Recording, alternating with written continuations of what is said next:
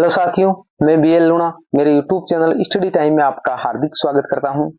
पिछली जो क्लास थी उसके अंदर हमने समास के बारे में शुरुआत की थी। समास की परिभाषा और समास के कितने प्रकार होते, उनमें से हमने अविभाव और जो तत्पुरुष समास है उसके बारे में पिछली क्लास के अंदर अच्छे से अध्ययन कर लिया है। इस क्लास के अंदर आज हम जो आगे के जो प्रकार है हमारे समास है वो 6 प्रकार के थे और पद की प्रधानता के आधार पर समास है वो 4 प्रकार के थे। तो उनमें से हमने 2 प्रकार देख लिए। आज जो आगे के जो 4 प्रकार है, द्विगु समास, द्वंद्व समास, कर्मधारय समास और बहुव्रीहि समास, इसको हम इस क्लास के अंदर देखेंगे। तो अगर आप मेरे चैनल पर पहली बार विजिट कर रहे हो तो चैनल को सब्सक्राइब कर ले, बेल आइकन को ऑल पे प्रेस कर ले, ताकि जब भी मैं कोई नया वीडियो अपलोड करूं तो उसका नोटिफिकेशन आपको तुरंत मिल सके। इस प्लेटफॉर्म पर हम संपूर्ण फर्स्ट ग्रेड का कोर्स करेंगे, तो आप मेरे चैनल से नियमित जुड़ जाइए। अगर आप फर्स्ट ग्रेड, सेकंड ग्रेड या किसी भी एग्जाम की तैयारी कर रहे हो जिसके अंदर आपके हिंदी सब्जेक्ट लगता है। बिना समय गंवाए हम शुरुआत करते हैं क्लास की। तो देखिए, आज हम पढ़ेंगे द्विगु समास। तो द्विगु समास है उसके क्या जो विशेषताएं कि हम उसके उदाहरण को देखते हैं, कैसे पहचाने। तो देखिए, इस समास में द्वितीय पद प्रधान होता है। तो हमने देखा तत्पुरुष समास है उसमें भी द्वितीय पद प्रधान होता है, और हमारा द्विगु समास है इसके अंदर भी द्वितीय पद प्रधान होता है। अब द्वितीय पद और प्रथम पद क्या होता है, उत्तर पद या पूर्व पद क्या होता है, जिसको मैंने पिछली क्लास के अंदर अच्छे से समझा दिया है।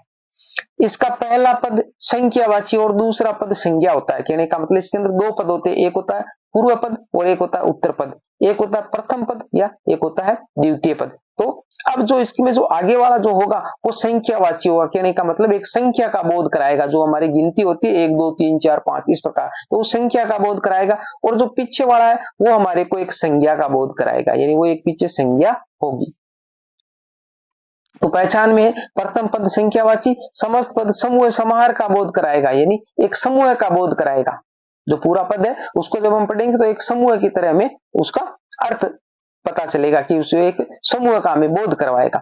वह शब्द किसी विशेष अर्थ में रूढ़ ना, एक ये शर्त है इसकी, ये शर्त है कि अगर वो शब्द है संख्यावाची, हमने देखा कि उसमें आगे वाले शब्द है उसके अंदर संख्या आ गई, पीछे वाले में संज्ञा आ गई, परंतु उसके पीछे एक शर्त है कि उसको हमें, अगर वो रूढ़ हो गया तो फिर हम उसको द्विगु समास में नहीं रखेंगे। अगर वो रूढ़ हो जाता है किसी पर्टिकुलर के लिए, रूढ़ का मतलब क्या होता है, योगी की योग रूढ़, और रूढ़ जो शब्द है वो हमारे सिलेबस में नहीं है। बाकी मेरे YouTube चैनल पे मैंने अच्छे से करवाया है, तो अगर आप देखना चाहिए तो मेरे YouTube चैनल पे है ये क्लास, आप जाकर उसको देख सकते हैं। बाकी मैं मोटा मोटी आपको बता दूं कि रूढ़ क्या होता है। जिस प्रकार हमने एक पंकज की बात की, पंकज शब्द है, तो पंकज का मतलब है वो, यहां पर नीचे लिखता हूं, एक बार मैं इरेज करके थोड़ा,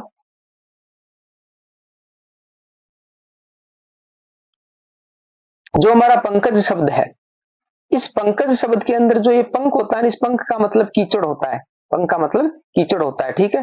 तो ये तो हो गया कीचड़। पर अब देखिए, ये जो पंख का मतलब तो कीचड़ हो गया, और जय का मतलब होता है यहाँ पर जन्मना, यानी जो कीचड़ में जन्मते हैं। तो कीचड़ में बहुत सारे जीव जंतु है, बहुत सारे पेड़ पौधे वो जन्मते हैं, परंतु ये पंकज शब्द सिर्फ किसके लिए आता है, ये सिर्फ कमल के लिए आता है। तो कमल के लिए रूढ़ हो गया। उसी प्रकार यहाँ पर जो आने वाले शब्द है वो शब्द किसी पर्टिकुलर एक के लिए रूढ़ नहीं होने चाहिए। वो अगर रूढ़ हो गए तो फिर वो है किसमें चले जाएंगे, हमारे बहुव्रीहि समास में। जिस प्रकार में उदाहरण की बात करें, एक बार इरेज करता हूं मैं,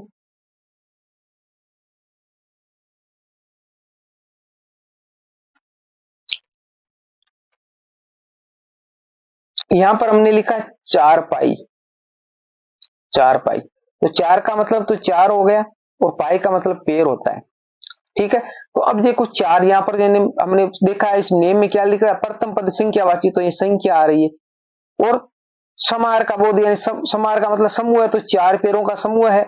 वह शब्द किसी विशेष अर्थ में रूढ़ ना हो, तो रूढ़ का मतलब 4 पाई। 4 पाई सिर्फ हम किसको बोलते हैं, जो पलंग होता है हमारे, जो बेड होता है ना, उसी को 4 पाई बोलते हैं। पर 4 पैर तो गाय, भैंस, बकरी, स्टूल, कुर्सी, इन सभी के होते, पर इनको हम 4 पाई नहीं बोलते। तो ये रूढ़ हो गया। तो रूढ़ जब हो जाता है तो हम इसको बहुव्रीहि में रखेंगे, क्योंकि हमने पढ़ा है कि जो समास होते हैं, एक जो शब्द है उसके अंदर एक से ज्यादा समास हो सकते, पर ये समूह का बोध कराए, समूह का बोध कराए तब तक तो हमें इसको किसमें रखना है, द्विगु समास में रखना है। और जब ये रूढ़ हो जाए तब इसको बहुव्रीहि समास में रखना है। तो आगे देखिए, हम उदाहरण से समझते हैं।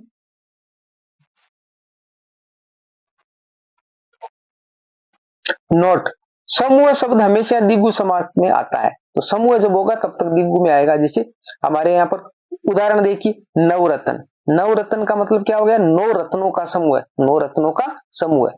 नवरात्र, 9 रात्रियों का समूह है। अब 9 रात्रियों का समूह होगा तब तक तो इसमें रहेगा, किसमें? द्विगु में। अब आ जाइए, 9 रात्रियों का जो विशिष्ट जो नवरात्रि, जो नवरात्रा बोलते हैं हम, नवरात्र बोलते हैं ना, वो नवरात्रियां कभी इसके अंदर नहीं रहेगा, क्योंकि वो विशिष्ट है, तो इसके लिए फिक्स रूल हो रखी है, वो नवरात्रियां अलग है, तो हम इसको बहुवीरी में रखेंगे। सप्ताह, 7 अहन का मतलब दिन होता है, तो 7 दिनों का जो समूह है। पंचवटी, तो पंचवटी, एक तो पंचवटी यानी 5 वट वृक्षों का समूह है, तब तक तो इसमें रहेगा। और वो पंचवटी जो राम और सीता से जो संबंधित पंचवटी, तो उसके लिए फिक्स हो रखा है, तो उसके लिए हम इसको बहुवीरी में रखेंगे। अठवारा, 8वें दिन लगने वाला जो बाजार होता है उसको बोलते हैं अठवारा। दोपहर, अब दोपहर का मतलब जो दोपहर का मतलब दोपहर होता है, दोपहर, तो ये दोपहर का जब तक समूह है तब तक तो हम द्विगु में रखेंगे। पर दोपहर हम किसे बोलते हैं? भाई हमारे दिन और रात के अंदर 8 पहर होते हैं, दिन और रात के अंदर 8 पहर होते हैं, तो ये दोपहर कहने का मतलब दोपहर, दिन के अंदर दोपहर ये हो गए, फिर यहाँ बीच वाला समय आ गया, फिर दोपहर इधर हो गए, तो दोपहर हम जो बीच वाला समय होता है दिन का उसको बोलते हैं। तो इसके लिए फिक्स ये रूढ़ हो रखा है, दोपहरों का समूह नहीं है, तो जब दोपहरों का समूह नहीं होगा तब हम इसको बहुवीरी में रखेंगे। पंजाब, पंजाब एक जो शहर है उसके लिए फिक्स हो रखा है, तो ये पंजाब शब्द बहुवीरी में जाएगा। पर जब 5 जो आब का मतलब होता है पानी, तो 5 पानियों का जो समूह, अलग अलग तरह का जो पानी है वो एक जगह समूह में हो, तब इसको हम किस में रखेंगे? द्विगु में रखेंगे। तो अब आप समझ गए हो, आगे वाले जो है ना वो शब्द है वो संख्यावाचक होगा, यानी एक संख्या का बोध कराए, देखो इसमें 5 हो रहा है, इसमें 2 हो रहा है, इसमें 8 हो रहा है, इसमें 5 हो रहा है, इसमें 7 हो रहा है, तो आगे वाला शब्द है वो संख्या का बोध कराएगा और पीछे वाला संज्ञा होगा। ठीक है, तो ऐसे शब्दों को हम किस में रखेंगे? हम द्विगु समास में रखेंगे। अब बात करते हैं हम आगे वाले समास की। आगे वाला हमारा समास है कर्मधारय समास। कर्मधारय समास, इसमें क्या है? इस समास में दोनों पदों के मध्य विशेषण विशेष्य, विशेषण और विशेष्य, यानी विशेषण तो वो होता है जो विशेषता के लिए हम काम में लेते हैं। जैसे देखिए, बड़ा मकान, बड़ा मकान, तो ये मकान है ना, वो मकान क्या है? वो विशेष्य है, और विशेषण क्या है? बड़ा है। मकान तो पर कैसा है? बड़ा है, वो इसकी विशेषता बता रहा है, तो ये विशेषण हो गया, ये मकान है वो विशेष्य हो गया। आगे देखो, उपमान उपमेय, जैसे मुख चंद्र, मुख चंद्र, तो यहाँ पर चंद्र है ना, वो क्या है? वो हमारा उपमान है, और उपमेय कौन सा होगा? मुख होगा, जो हमने अलंकार वाले टॉपिक में अच्छे से आपको बताया है। अगर आपने वो क्लास नहीं देखी तो आप जाकर उसको देख लीजिए। वह शब्द किसी विशेष अर्थ में रूढ़ ना हो, यानी ये शब्द सभी के लिए लागू होगा कि वो अगर विशेष अर्थ में रूढ़ हो जाएगा तब तो उसको बहुवीरी में लेके जाना है। अब देखिए उदाहरण देखिए,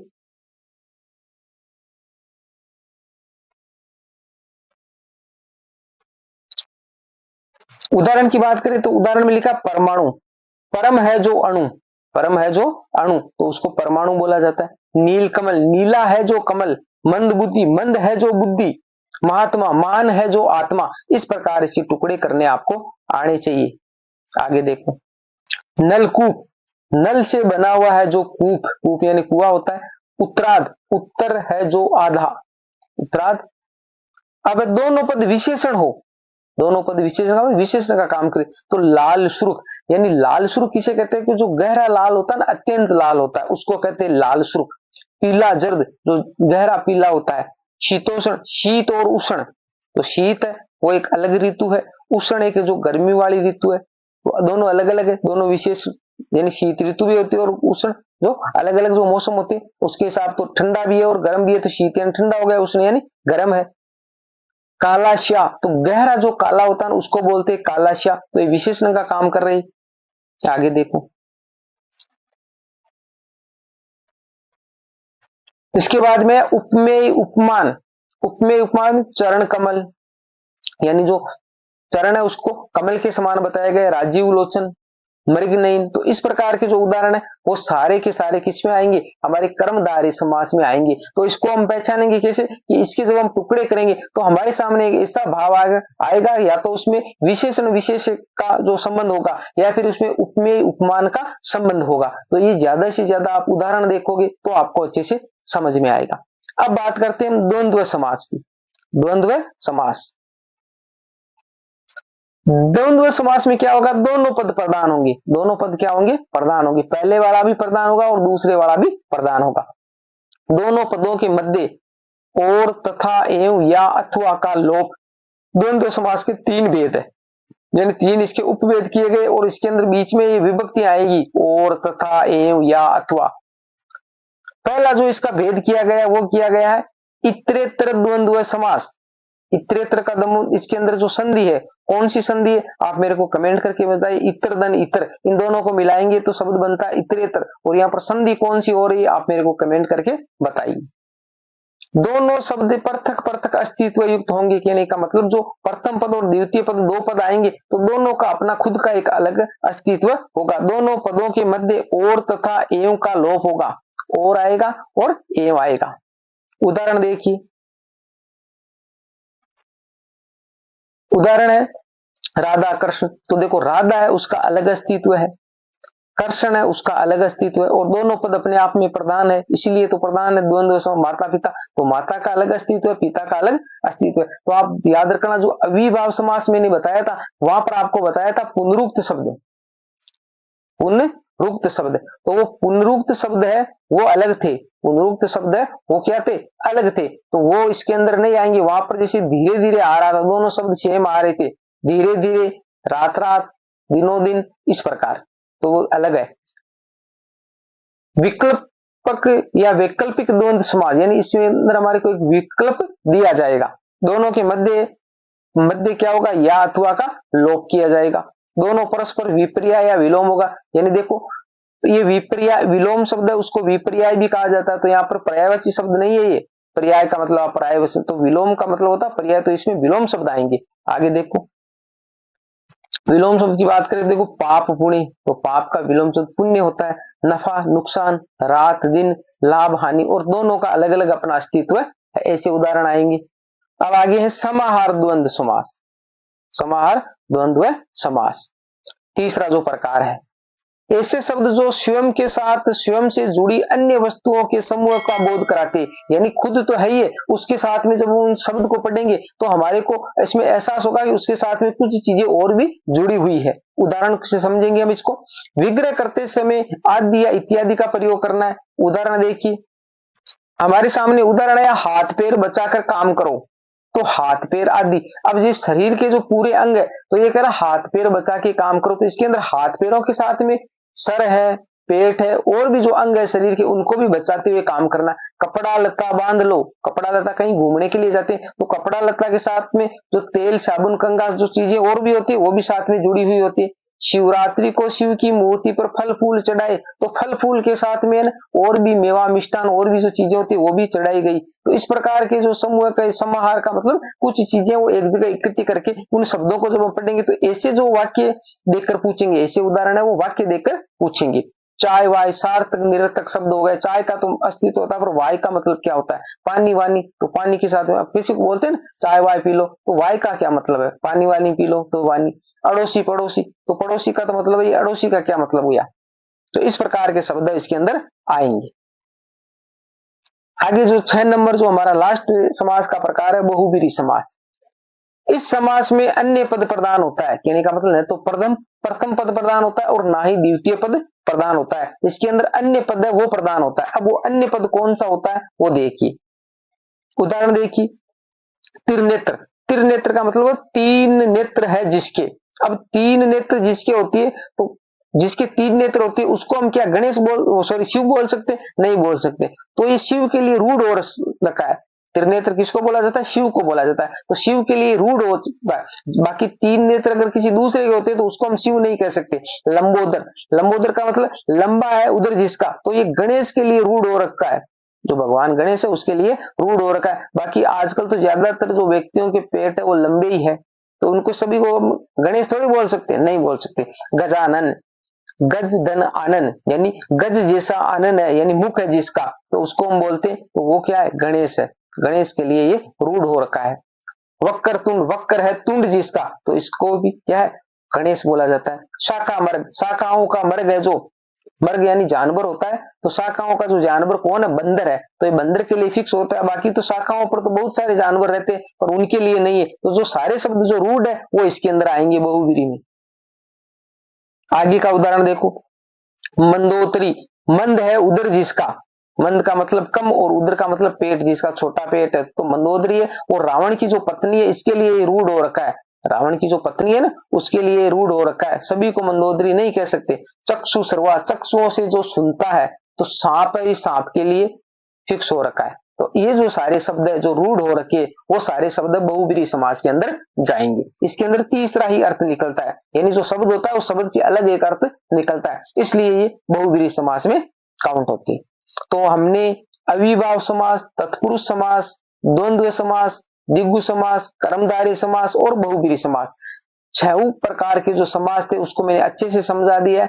अब आपको ज्यादा से ज्यादा इसको समझ में आने के लिए आपको ज्यादा से ज्यादा उदाहरणों का अभ्यास करना पड़ेगा। जितने ज्यादा आप उदाहरण देखोगे तो आपको अच्छे से समझेगा। कॉन्सेप्ट थी वो मैंने आपको अच्छे से शॉर्ट में समझा दी है, बाकी आपको ज्यादा से ज्यादा उदाहरण है वो गाइडों में देखने पड़ेंगे। आगे हम जो आगे का जो टॉपिक है वो देखेंगे, जैसे हमारी शब्द निर्माणकारी शक्तियां चल रही है, तो संधि और समास हमने देख लिया, फिर उपसर्ग और प्रत्यय, तो उपसर्ग हम देखेंगे। क्लास पसंद आई है तो इसको लाइक करें, अपने दोस्तों के साथ में भी शेयर करें। मिलते हैं अगली वीडियो में, तब तक के लिए जय भीम, जय भारत।